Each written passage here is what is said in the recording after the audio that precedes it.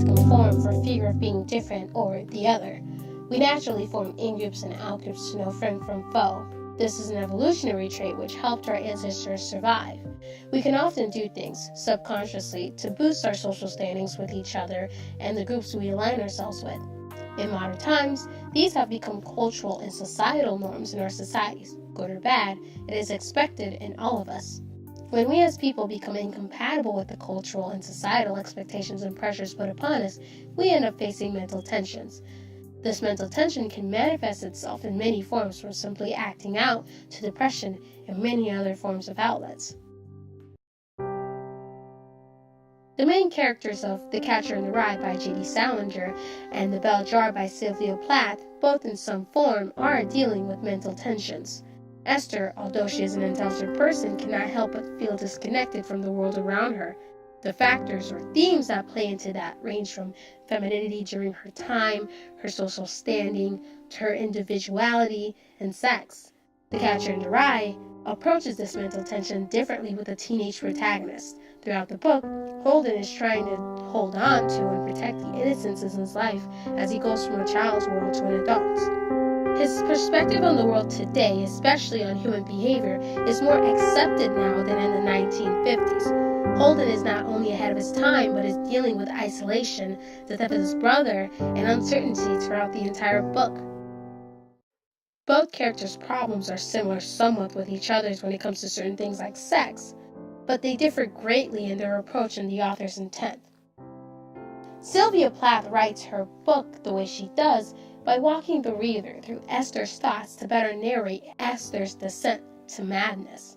J.D. Salinger writes with slang, profanity, and speaks very passively to make Holden more realistic as a character. Subtle differences like this play into why these two books dealing with the same issues are able to approach it differently and give out a different message. Esther Greenwood, the main protagonist of The Bell Jar, is in New York for an internship at a magazine for the summer before her senior year in college. But almost immediately you can tell the difference between her and the people and society around her. Despite her academic success and accomplishments, she cannot help but feel alienated and isolated from those around her. In chapter 1, promptly she says, "I was supposed to be having the time of my life.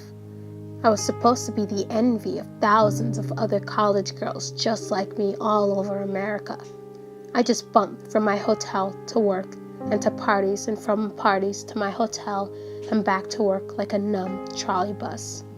At the time of this book, people were expected to act a certain way, dress a certain way, speak a certain way, and essentially give up all forms of individuality. Post-World War America was a time of economic growth and prosperity for the country, but it was with this also a sense of uniformity and great pressure to conform. Old and young, women and women, all followed norms instead of being an individual amongst other individuals. This is reflected in the way she even views table etiquette in chapter 3. She states, "If you do something incorrect at a table with a certain arrogance, as if you knew perfectly well you were doing it properly, you can get away with it, and nobody will think you are bad-mannered or poorly brought up." This illustrates then and there is no inherent value for doing things a certain way because it is expected of you. If you do things wrong but do it in a way that seems correct, then those values essentially do not dictate their own importance, but rather everyone else's perceived understanding of its importance. Holden Caulfield of The Catcher in the Rye would have hated this observation and referred to the others as phonies. His case is different than Esther's in that he sees the way society is as a long path from innocence to corruption as adult. He fears the world he sees around him rather than feel disconnected like Esther does. He spends the book wandering around New York trying to find anyone to listen to him and appease his worries, but no one gives him the time of day. This idea is clearest when he goes on a date with Sally Hayes and tells her what he gets out of his prep school. He says, "It's full of phonies, and all you do is study so that you can learn enough to be smart enough to be able to buy a goddamn Cadillac someday. All you do is talk about girls and liquor and sex all day, and everybody sticks together in these dirty little cliques." He doesn't like that his childhood is ending and adulthood would be nothing but corruption taking away his innocence. And even though he isn't an adult yet, he is trapped, unable to be a child too. Hypocrisy surrounding sexuality and femininity causes the two to feel contempt and hatred for the ideals of those around them. Esther specifically cannot stand the ideas that men are allowed to not be pure, but women had to. Chapter 7, she reads an article from a married woman saying, "The best men wanted to be pure for their wives, and even if they weren't pure, they wanted to be able to teach their wives about sex. They would lose all respect for her and start saying that if she did that with them, she would do that with other men, and they would end up making her life miserable." What she cannot stand about this is that not only did it not consider women's feelings, but it was hypocritical. Buddy Woodward pretended to be pure when in fact he wasn't. So the issue with Buddy being a hypocrite is that he is ahead of her by one person. She doesn't want to have sex with him because then he will still be ahead. The hypocrisy is best shown to be an issue outside of just her mind when she almost gets raped by Marco and he says, "Sluts. All sluts. Yes or no, it's all the same." This incident in Chapter 9 perfectly illustrates the idea that women are sluts even when they're not, but men are just men. Holden hates how sex is built up to be, how it is described, and most of all, how it is shown in the phony movies. When he thinks about getting practice on a prostitute in Chapter 13, he thinks about a book he read at a Wooten school. He says in this one part that a woman's body is like a violin and all, and that it takes a terrific musician to play it right.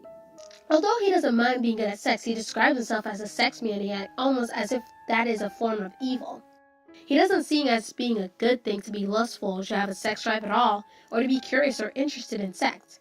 In Chapter 15, he sees the other people in the other apartments the following night being adventurous and says, "I took a look out the window before I left the room, though, to see how all the perverts were doing. But they all had their shades down. They were the height of modesty in the morning."